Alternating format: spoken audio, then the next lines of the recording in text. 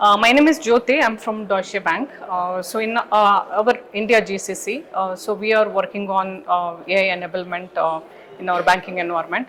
The biggest challenge what we see is the silos introducing to the old infrastructure and the legacy systems.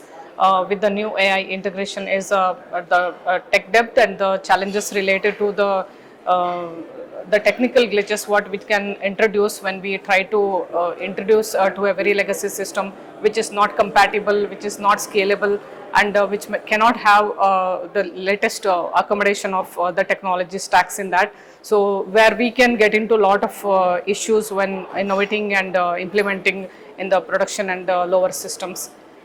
The stringent AI governance requirements are actually quite expensive when it comes to the AI enablement and the individual licenses that we introduce for the cloud and the cloud resources and network and the structure.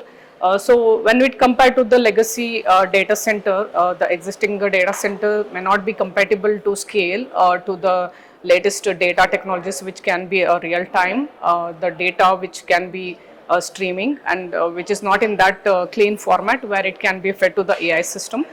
So to do this, to a transformation to a latest technology which can accommodate this legacy data to the new data system to train the AI models. So we really need to revamp everything and do a certain investment on the technologies first to clean up the data and bring the data warehouses, whatever is required to integrate the legacy into the modernization.